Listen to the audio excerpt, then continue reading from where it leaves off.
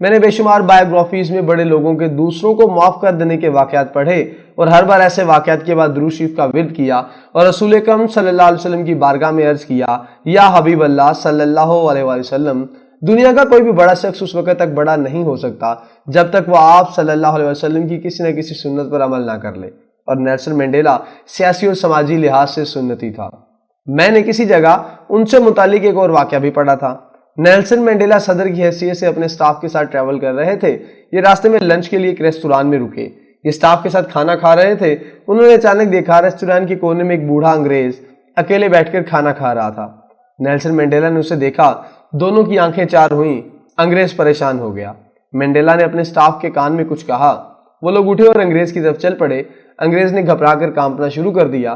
وہ اس کے پاس پہنچے اور نہایت شائستگی سے اس سے کہا، صدر چاہتے ہیں آپ ان کے ساتھ کھانا کھائیں۔ انگریز مزید پریشان ہو گیا، لیکن سٹاف اسے منا کر صدر کی ٹیبل پر لے آیا۔ منڈیلا کے ساتھ اس وقت سینئر وزراء بھی بیٹھے تھے اور آرمی چیف اور ایئر فورس کا سربراہ بھی۔ منڈیلا نے اٹھ کر اس کا استقبال کیا، اسے گلے لگایا، اسے بڑے پیار کے ساتھ بٹھایا، اپنے ہاتھ سے اسے کھانا ڈال کر دیا اور گلاس میں پانی ڈال کر اس کے ہاتھ میں پکڑایا۔ وہ بیچارہ اس سلوک کی توقع نہیں کر رہا تھا، لہٰذا اس کے ہاتھ کپ کپا رہے تھے اور آنکھوں میں آنسو تھے۔ بہرحال قصہ مختصر، انگریز نے کھانا کھایا اور اس دوران اس نے جب بھی گلاس کی طرف ہاتھ بڑھایا، منڈیلا نے گلاس اٹھا کر اس کے ہاتھ میں دیا۔ وہ رخصت ہونے لگا تو منڈیلا ایک بار پھر اس سے گلے ملے اور اسے اس کی گاڑی تک چھوڑ کر آئے۔ وہ چلا گیا تو منڈیلا کے ساتھیوں نے کہا، ہمیں انگریز ابھی تک اپنا حکمران نہیں مان رہے، لہٰذا یہ جب بھی آپ کو دیکھتے ہیں تو پریشان ہو جاتے ہیں۔ نیلسن منڈیلا نے ہنس کر پوچھا، کیا آپ یہ سمجھتے ہیں وہ شخص اپنے سامنے ایک کالے صدر کو دیکھ کر پریشان ہو گیا تھا؟ ساتھیوں نے ایک دوسرے کی طرف دیکھا اور ہنس کر کہا، ہاں، سر ہلا دیا۔ نیلسن منڈیلا ایک بار پھر مسکرائے اور پھر آہستہ سے کہا، میرے دوستو، یہ وجہ نہیں ہے۔ یہ شخص دراصل جیل میں میرا نگران تھا۔ یہ 10 سال میرے اوپر ظلم کرتا رہا۔ میں جب پیاس سے بے حال ہو کر اس سے پانی مانگتا تھا تو یہ جیل کی سلاخوں سے دوسری طرف کھڑے ہو کر میرے اوپر پیشاب کر دیتا تھا۔ میرا آج اسے اچانک ٹاکرا ہو گیا تو یہ گھبرا گیا اور میں نے محسوس کیا میں نے اگر اس کا خوف ختم نہ کیا تو یہ شاید شرمندگی سے فوت ہی نہ ہو جائے۔ چنانچہ میں نے اسے اپنے پاس بٹھایا، اپنے ہاتھ سے اسے کھانا کھلایا اور ایک کھانے کے دوران جب بھی پانی کی طرف ہاتھ بڑھاتا تھا تو میں اسے فوراً پانی کا گلاس پکڑاتا تھا۔ سننے والوں کی آنکھوں میں آنسو آ گئے اور انہوں نے منڈیلا سے پوچھا، ماڈیبا، کیا آپ کو اسے دیکھ کر غصہ نہیں آیا تھا؟